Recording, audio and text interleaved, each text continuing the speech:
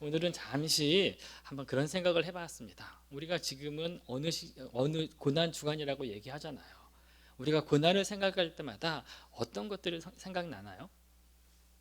고난. 네? 생각이 안 날 거라고 생각이 돼서 제가 영상을 준비했습니다. 영상을 먼저 보겠습니다. I was with him when he rode into town, and the crowds gathered round him like a king. The smiling faces joined a sea of branches waving, though they were masquerading in the end. And my heart rose in my throat when I heard them sing, Hosanna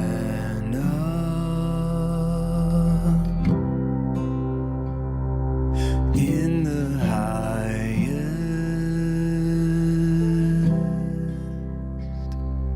Oh.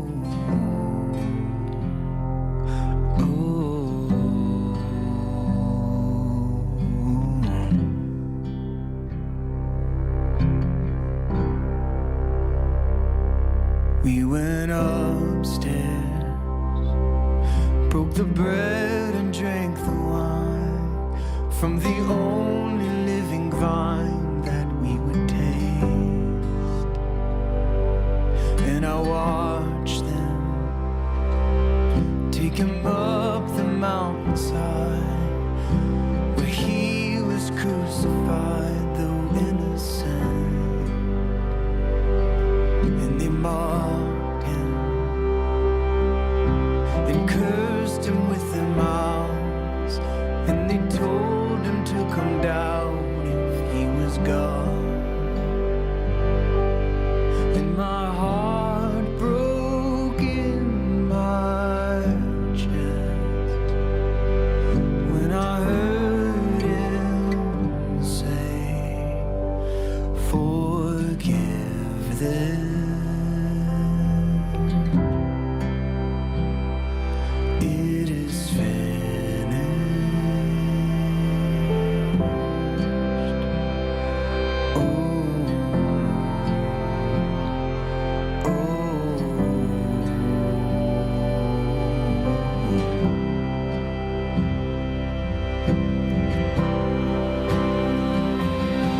And I remember in the garden when he sweat like drops of blood, and how he begged the Father just to let him pass the cup. And I can still feel the anguish when they pierced him in the side, and how the ground beneath us shook upon the very moment that he died.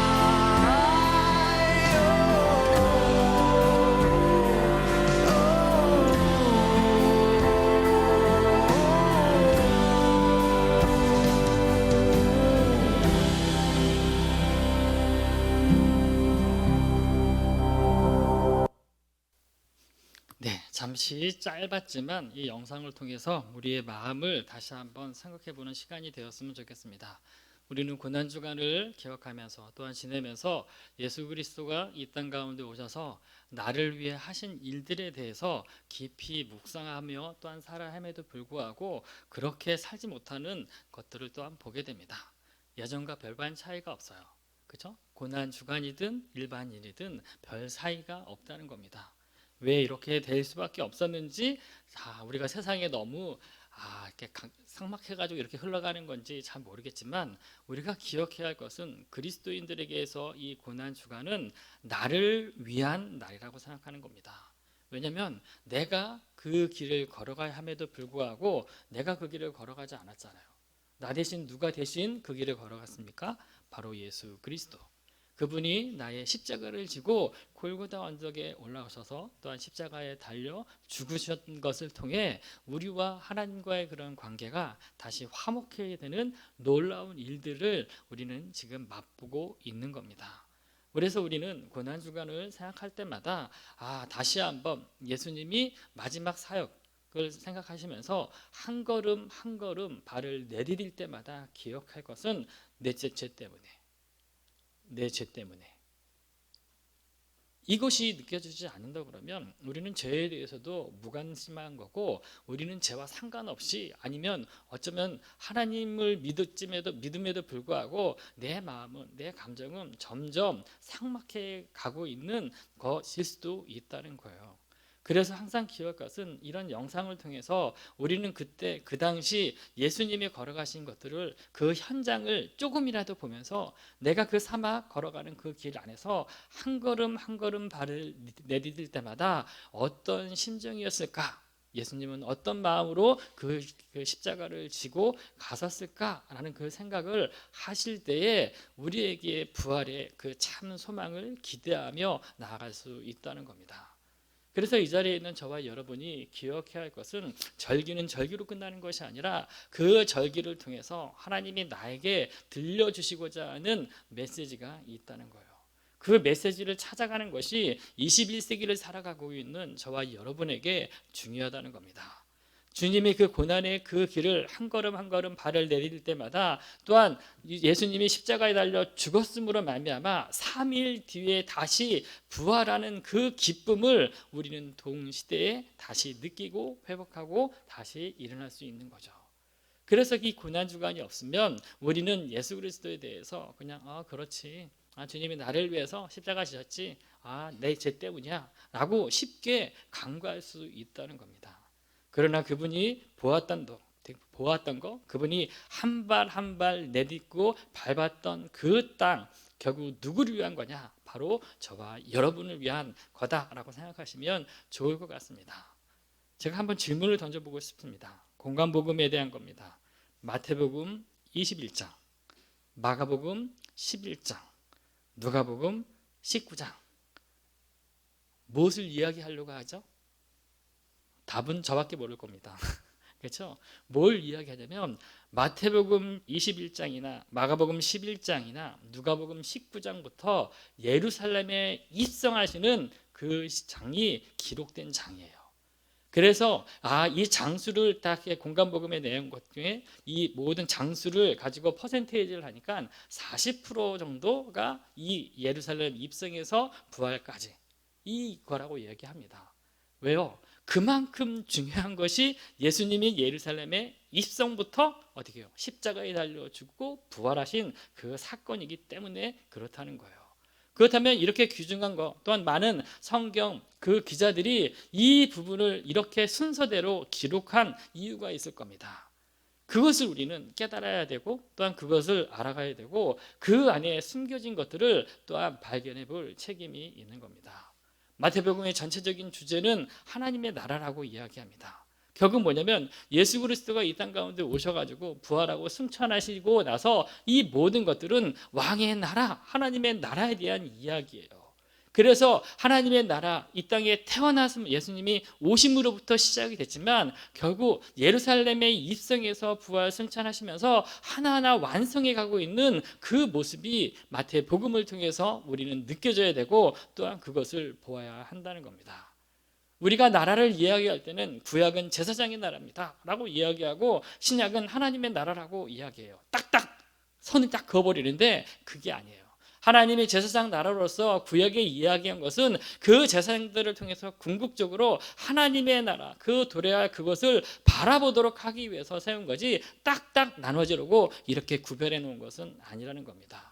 우리가 그 제사장들의 그 일들을 통해서 우리가 깨달아야 할 것은, 하나님의 나라에 대한 그것들을 회복하고 우리가 하나님의 나라 구성원으로서 얼마나 중요한지 알아가는 것이 오늘 우리에게, 저와 여러분에게 중요하다는 거 아니겠습니까? 그래서 예루살렘에 입성하고 나서 성전 정화나 지난주에 얘기한 것처럼 무화과 저주하는 것들을 통해서 예수님이 우리에게 들려주시고자 하는 것은 하나예요. 그게 뭐예요? 성전이라고 얘기하고 무성화 입이 아무리 메말랐다 하더라도 성전의 기능이 상실되면 끝이에요. 하나님과 상관이 없다는 겁니다. 다르게 이야기하면 하나님의 뜻이랑 상관이 없이 흘러가고 있다라는 거예요.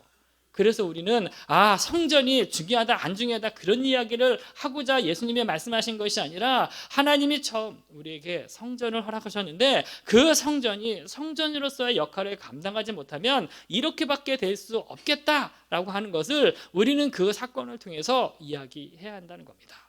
그래서 하나님의 뜻과 멀어진 그 성전을 새롭게 정화하기 위해서 예수님이 그 일들을 행하신 겁니다. 들으라고. 누굴 들으라고 하는 그 말씀입니까? 바로 저와 여러분을 들으라고 하는 겁니다. 그때 그 당시 사람들에게 이야기하면 대제사장들과 서기관 바리새인들 장로를 향해서 이야기할 수 있고 유대인들을 향해서 1차적으로 들으라고 하는 말씀일 수 있다는 겁니다. 그래도 보세요. 똑같이 흘러가는 그 사건이 오늘 본문에 나오면 똑같아요. 똑같이 흘러갑니다. 누가 나오냐면 대제사장이라는 사람이 있고 백성들의 장로라는 사람들이 결국 뭐예요? 예수님이 그 가르치는 성전에서 있었던 일들을 기록하고 있다는 겁니다. 성전의 주인이 누구입니까? 라고 물어보면 우리는 다 대답할 수 있어요. 바로 하나님이십니다. 그렇죠? 저와 여러분 이 자리에 있는 모든 분들 하나님을 믿는 하나님의 거룩한 자들에게서 성전은 다 하나님이 주인입니다 라고 이야기할 수 있다는 겁니다. 하나님이 주인임에도 불구하고 하나님의 그 마음을 헤아리지 못하는 그 사람들이 여전히 이 땅 가운데 있다라는 거 아니겠습니까? 그렇죠? 그래서 예수님은 그러한 일들을 통해서 하나하나 우리에게 들려주시고 있다는 거예요. 본문을 딱 정하면서 저는 처음에 질문을 주제를 뭐라고 했냐면 믿느냐? 라고 했어요. 근데 약간 좀 그럴 것 같아가지고 믿으십니까? 아주 좀 점잖은 모습을 하겠죠. 근데 중요한 것은 믿느냐는 내 강한 임팩트 있는 말이에요. 그렇죠? 내가 지금 믿지 않으면 너 지금 믿지 않으면 하나님의 나라와 상관이 없다는 겁니다. 예수 그리스도와 상관이 없고 결국 네가 이 안에서 하는 종교적인 모든 열심은 아무 소용이 없다라는 것들에 대한 것이 밑에 깔려 있는 거라는 거죠.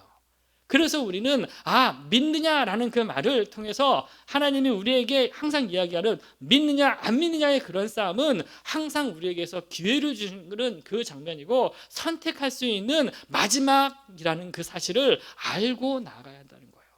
그래서 예수님을 믿습니까? 라고 물어보면 내가 지금 믿습니다 라고 즉각적으로 고백하고 붙잡지 않으면 흔들릴 수밖에 없다는 거겠죠.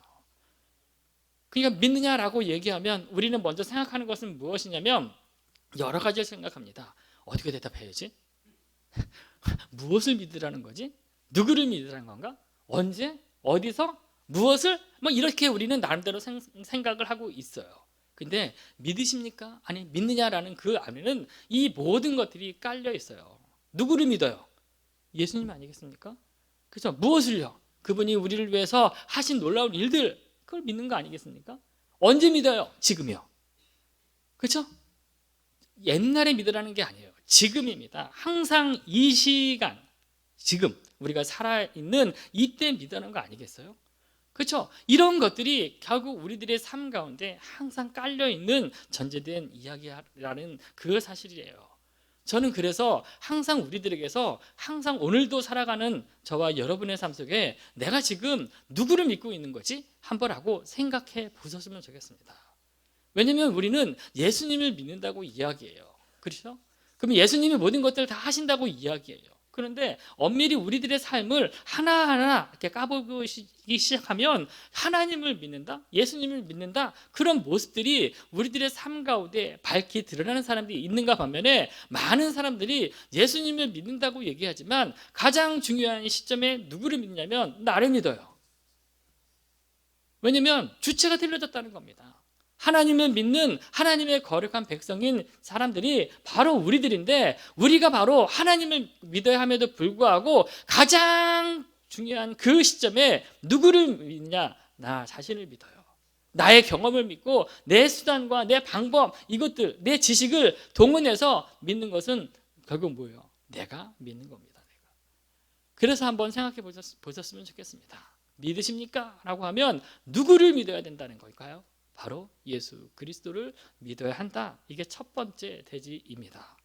그래서 이런 얘기가 있습니다. 처음 예수님의 성전에 올라가셔서 성전에 올라가셔서 가르치기 시작을 하잖아요.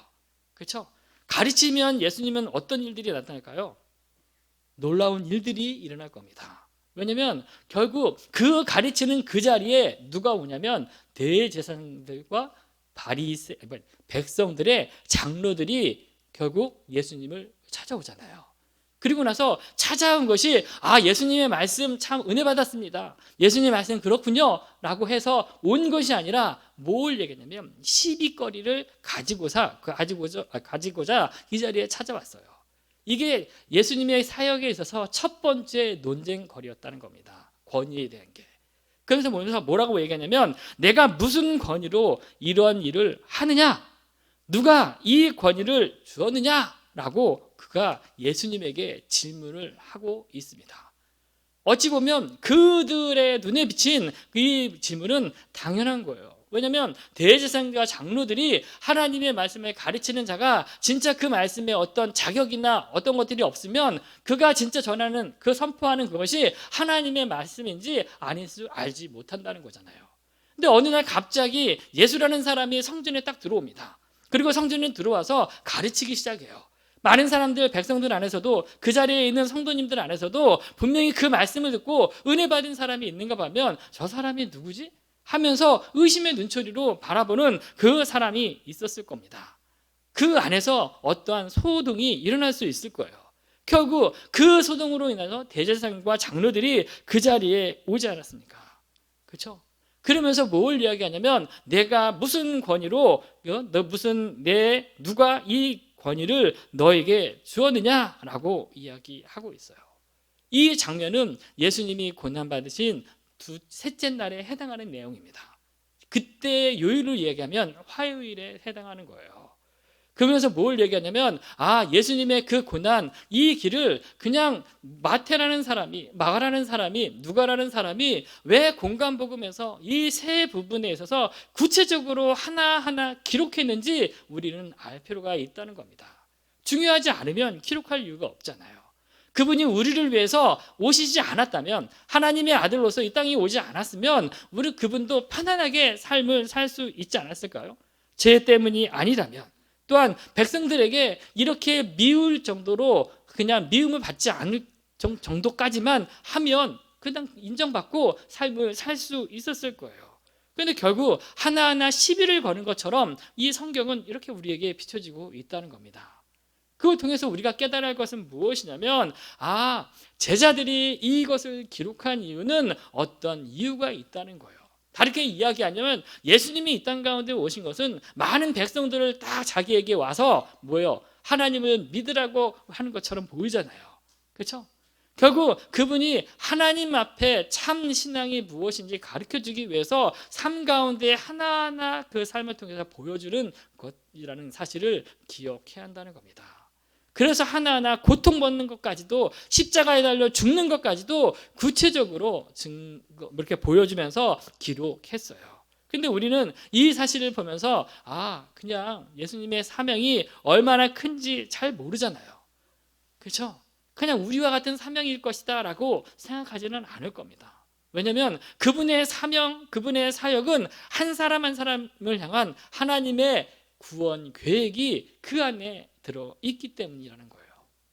그래서 우리는 예수 그리스도가 이 땅 가운데 오셔서 고난받는 그 여정을 통해서 깨달아야 할 것은 그분이 나를 위해서 이 땅 가운데 오셨구나. 그리고 그 나라의 죄 때문에 이 땅 가운데 오셔서 나랑 하나님과의 관계를 회복하지 않았으면 나는 이 자리에 설 수 없고, 나는 영원한 이방인으로서 삶을 살 수밖에 없고, 결국 하나님과 상관없는 삶을 살다가 죽을 수밖에 없고, 결국 지옥에 갈 수밖에 없는 사람이었구나라는 그 사실을 우리는 알고 있어야 한다는 겁니다. 그런데 그분이 그 모든 것들을 감당하시면서 이 일들을 펼치잖아요. 얼마나 참 우리에게 참 감사한 일 아니겠습니까? 그래서 우리는 하나님의 전에 나올 때나 예수 그리스도 앞에 하나님의 말씀을 읽을 때마다 그분의 그 발자취 속에서 내가 보이지 않으면 내 믿음은 지금 시들한 겁니다. 하나님의 말씀을 보면서 내가 구체적으로 보이지 않으면 어찌 보면 나는 그 대제사장들과 그 백성들처럼 영적으로 무뎌져 가고 있다라는 그 사실을 우리는 위기의식을 가지고 나가야 한다는 겁니다. 근데 어쩝니까? 우리가 이 자리에 있는 그 이유는 다른 것이 아니라 하나님의 계획 속에 있어요. 그러니까 그분이 참 이 땅 가운데 오셔가지고 성전을 바라봤을 때에 예수님의 눈에 보인 것은 성전에 시끌벅적하는 그런 것들이 아니잖아요. 화려한 모습이 아니잖아요. 수많은 백성들의 그 모습이 아니라는 겁니다. 제사를 드리기 위해서 하나님의 그 제물을 가지고 오는 그 모습이 아니라는 거예요. 그 제사 아니라는 거잖아요. 뭐예요? 하나님의 뜻을 잃어버리고 성전이 계속 어떻게 돼요? 지금 말로 표현하면 세속화된 그 모습을 통해서 하나님의 그 마음이 얼마나 안타까웠을까라는 그 사실을 우리는 알아야 한다는 겁니다. 우리에게 가장 중요한 것은 하나님이 이 땅 가운데 하나님의 아들인 예수 그리스도를 보내주었다. 그분이 이 땅 가운데 오셔가지고 느꼈던 그 감정을 오늘도 우리들이 살아가는 삶의 현장을 통해서 우리는 안타까운 마음으로 똑같이 바라보는 그 은혜가 있었으면 좋겠습니다. 그것이 저와 여러분이 오늘 회복해야 할 그 일이라는 거죠. 누구를 믿느냐, 예수 그리스도를 믿느냐, 안 믿느냐, 이런 영적 싸움에서 내가 선택할 수 있는 것은 되게 쉽지만은 않을 것 같아요. 아니면 기호나 어떤 취미나 내가 원하는 것, 아니면 또 학원 어디가 좋으냐, 이런 것들을 선택하는 것은 좀 쉬울 수 있어요. 그러나 생명이냐 아니냐, 영원한 것이냐 아니냐, 눈에 보이는 것이냐 보이지 않는 것 두 사이에 놓고 선택하라고 얘기하면 쉽지 않아요. 왜냐하면 두 개 다 좋게 보이잖아요. 내 눈앞에 펼쳐지는 많은 것들을 보면서 그것 중에 하나를 선택하라고 하면 여러분은 무엇을 선택하시겠습니까? 이 땅 가운데 그 어떤 것보다도 사랑하는 자녀보다도 남편보다도 아내보다도 우리가 선택할 것은 오직 한 사람입니다. 바로 예수 그리스도. 그분을 선택하는 하나님의 자들 되길 주의 이름으로 축원합니다. 두 번째, 우리는 살펴봐야 할 것은 세례 요한의 그 일들을 통해서 다시 살펴볼 것은 하늘로부터 오신 분이 바로 예수님이시구나라는 것을 믿어야 한다는 겁니다. 25절 말씀을 한 목소리로 읽겠습니다. 시작.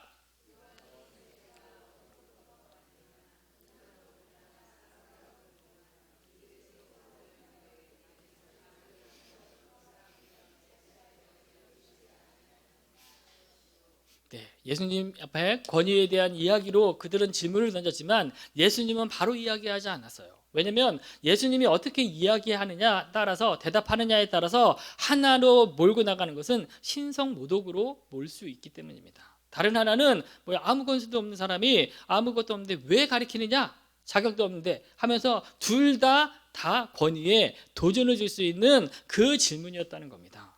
근데 예수님은 그거에 대해서 대답하지 않고 어떤 이야기로 하냐면 세례 요한을 가지고 와서 세례 요한의 세례가 하늘로부터냐 아니면 사람들이냐 라고 하면서 역질문을 한다는 겁니다. 역질문을 한다는 것은 당시 유대인들에게 있어서 이러한 것들이 어떤 사람들 안에서 중요한 하나의 방법이었다고 해요. 다르게 얘기하면 이 질문을 통해서 내 애매모호한 것을 다시 상대방에게 돌려주는 질문하는 것일 수도 있다는 겁니다.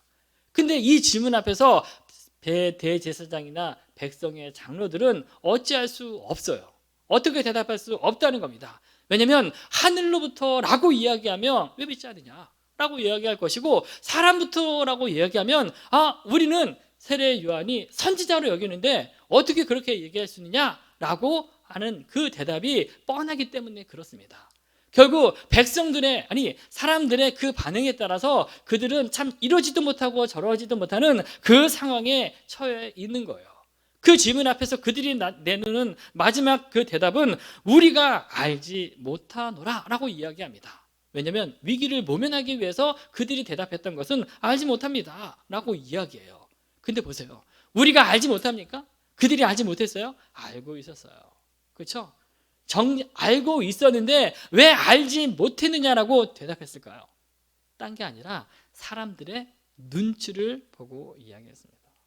내 주위에 있는 그 사람들 때문에 결국 뭐예요? 내가 그 사람들의 눈치에 대해서 내가 이렇게 얘기하면 이 사람들이 소동을 일으켜가지고 결국 나를 밑에 이렇게 할 수 있는 것이기 때문에 그렇다는 거예요. 당시 보면 종교 지도자들이나 그 장로들이나 우리가 얘기하면 유대인들의 입장에서 보면 기득권층이라는 거예요. 그렇죠? 누구를 위해서 존재합니까? 백성들을 위해서 존재하는 것처럼 보이지만 자기 자신을 위해서 존재하는 거예요. 그래서 내 재산, 그다음에 내 권력, 내 힘을 누리기 위해서 누구 눈치를 보고 살아갑니까? 로마 제국이나 백성들의 눈치를 보면서 모든 것들을 결정할 수밖에 없는 그 위기에 처해 있는 사람들이 바로 그들이었어요. 그래서 백성들의 그 눈치를 보고 살았기 때문에 우리가 알지 못한다라고 하면 그 위기를 넘어갈 수 있었기 때문에 이렇게 대답한다는 겁니다. 어찌 보면 이 모습은 우리에게도 마찬가지일 거예요. 우리가 신앙생활하고 있는 이 지금도 항상 우리는 곤란할 때는 어떻게 해요? 대답 못합니다. 이렇게 얘기함에도 불구하고 대답을 안 해요. 알지 못한다고 얘기합니다. 알지 못해서가 아니라 진짜 하나님에 대해서 확신이 없든지 아니면 내가 지금 알고 있는 것을 따뜻하게 이야기하는데 주변 사람들의 수근거림이 두려워서 그렇게 대답하지 못한다는 거예요. 만약에 그렇게 한다면 우리의 믿음은 바로 세상 속에 파묻혀 있는 겁니다. 그 세상에서 역동적으로 살아있는 그 믿음을 보여야 함에도 불구하고 그런 믿음을 보여주지 않는 거와 별반 차이가 없었다는 거죠.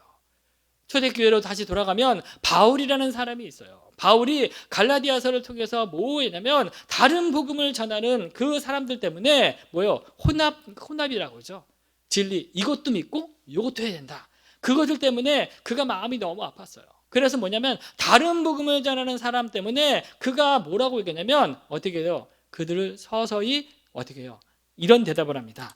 이제 내가 사람들에게 좋게 하랴, 하나님께 좋게 하랴, 사람들에게 기쁨을 구하랴. 내가 지금까지 사람들의 기쁨을 구하였다 하면 그리스도의 종이 아니니라.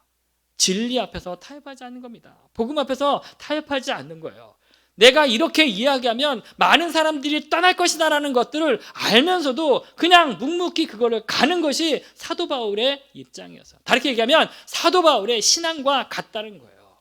우리들이 이 땅을 살아가고 있는 이때에도 동일한 겁니다. 얼마나 많은 사람들이 거짓된 이야기를 하고 사람들을 미혹하고 또한 합리적으로 또한 논리적으로 얼마나 복음을 또한 많이 훼손하고 있어요. 그거 앞에서도 우리가 이것도 선택하고 이것도 선택해야 된다라고 이야기하지만 진리는 한 가지밖에 없다는 겁니다. 그 한 가지인 그 진리를 내가 붙잡고 있으면 어떻게 돼요? 사람들에게 기쁨을 구하지 않아도 그냥 나는 그리스도의 종으로 살겠다, 하나님의 그 말씀 그대로 하겠다라는 그 각오로 살아가는 것이 저와 여러분의 삶이라는 겁니다. 이 사실을 우리가 망각하고 살아갈 때에 우리는 세상 속에서 그리스도인으로 합당한 삶을 살 수 없는 겁니다. 다르게 얘기하면 포장하고 사는 거예요. 그냥 덮어놓고 믿는 겁니다. 뭘 덮어놓고 믿어요? 세상 가운데 하나님의 사람인지 아닌지는 누가 더 정확히 알고 있어요? 바로 옆에 있는 사람들이 더 정확히 알고 있지 않아요? 사람들에게 좋게 하면 인정받을 수 있습니다. 또한 그들과 함께 거할 수 있고 그들이 가진 것 같이 취하고 또한 누리고 즐길 수 있어요. 그런데 그 모든 것을 함고 하나님을 믿는다는 것은 말이 안 되는 이야기예요. 사람들을 좋게 하는 것은 사람들에게 끝나는 겁니다. 우리가 지금 예수 그리스도를 믿고 난 이후에도 내가 수단과 방법도 여전히 바뀌지 않는다면, 하나님에 대한 생각이 여전히 바뀌지 않는다면 궁극적으로 누구를 위한 거예요? 나를 위한 거예요. 나를. 사람들을 위한 거예요. 다른 사람들에게 인정을 받고자 내가 지금 살아가는 거와 별반 차이가 없다는 겁니다. 죽을 수 있습니다. 그리스도의 종으로서 내가 하나님을 선택하면 죽을 수 있어요. 그럼에도 불구하고 그 선택하고 그 각오가 오늘 우리들의 삶 속에 있어야 한다는 겁니다. 그 선택의 기준은 예수 그리스도가 하늘로부터 오셨다라는 그 사실을 우리가 고백하지 않는다면, 그분의 권위가 그분부터 시작하지 않았다 하면 어떻게 해요? 흔들릴 수밖에 없었어요. 사도 바울이 왜 사도직에 대해서 많은 사람들이 뭐라고 얘기해도 흔들리지 않은 것은 누구로부터 그 사도직을 받았다고 그가 확신했습니까? 바로 예수 그리스도 아니에요. 우리가 지금 이 세상에서 흔들리지 않는 것은 다른 것으로부터 흔들리지 않는 것이 아니라 내가 많이 배워서 내가 지식이 있고 내 주변 스펙이 잘 나가지고 그것 때문에 내가 흔들리는 것이 아니라 그리스도 때문에 있는 거라는 사실을 믿는 저와 여러분이 되었으면 좋겠습니다. 사람 편에 서지 마십시오. 사람들만을 위한, 사람들을 기쁘게 하는 일에 사용하는 것 좋은 것처럼 보이지만 신앙을 놓칠 수 있다는 겁니다. 기억하십시오. 하나님 편에 서는 저와 여러분이 되길 주의 이름으로 축원합니다. 세 번째 한번 생각해 볼 것은 32절 말씀입니다. 한번 같이 읽습니다. 시작.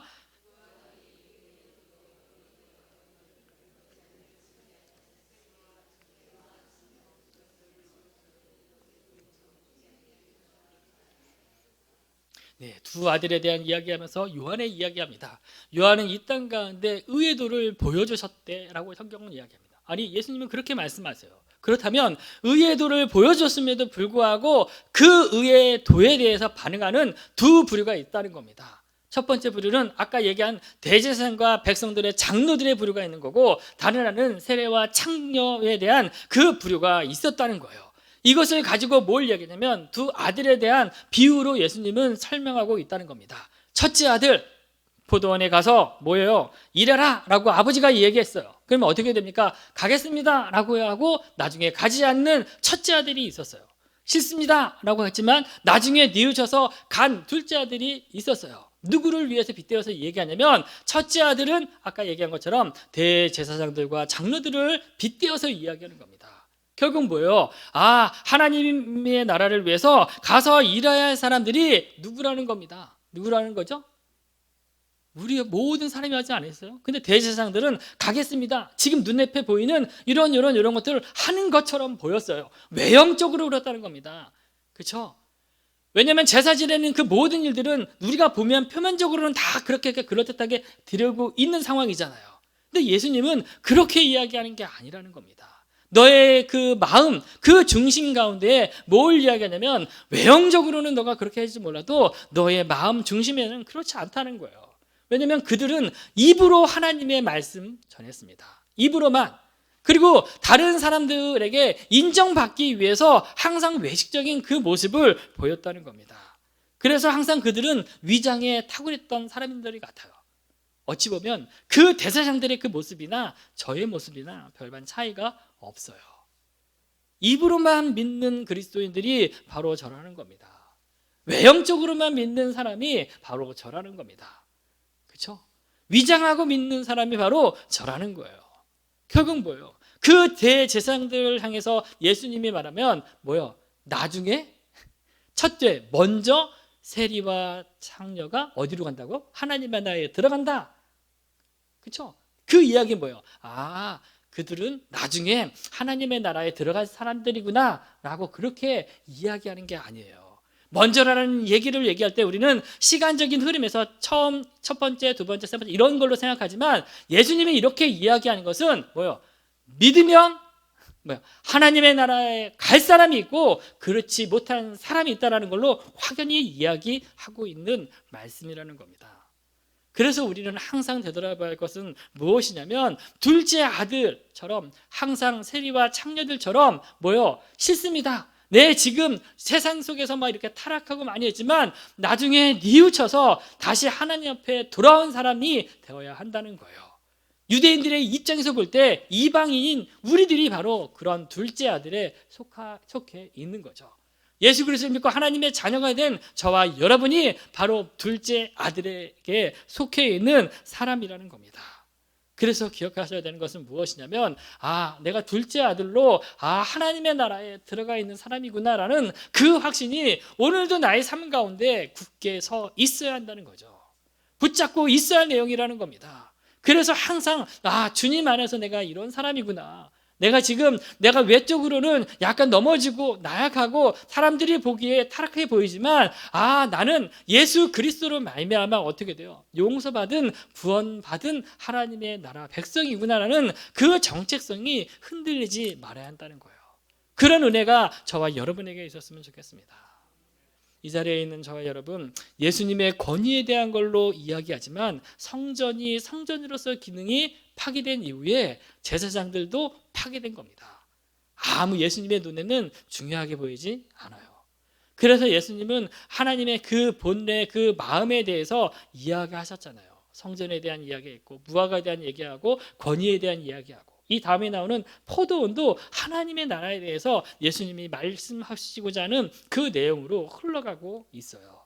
그렇다면 우리에게 오늘 우리가 살아가는 하나님의 백성으로서 우리가 놓치지 말아야 할 것은 무엇이냐면, 하나님의 나라 완성할 때까지 오늘도 나에게 주어진 자리가 있을 겁니다. 하나님이 나에게 맡기는 사명이 있을 겁니다. 그것을 발견하고 내가 그 앞에 순종하고 나아가는 저와 여러분이 되길 주의 이름으로 축원합니다. 이 시간 같이 기도하기 원합니다. 하나님은 권위에 대한 그 도전을 받았습니다. 첫 번째 논쟁이라고 얘기해요. 그 논쟁 피해갈 수 있었지만 예수님은 피해가지 않고 적극적으로 임했다는 겁니다. 그리고 나서 그 권위를 통해서 하나님이 나타나고자 하는 것은 다른 것이 아니라 자신은 누구예요? 하늘로부터 오신 분이다. 하나님의 아들이다. 하나님이다 라는 것을 이야기하고 있습니다. 나는 예수님을 어떤 분으로 생각하는지, 내가 그 예수님을 믿는다는 것이 그냥 이 땅 가운데 어떠한 것인지 한번 깨닫는 대로 하나님 앞에 고백하며 같이 이 시간 기도하기 원합니다.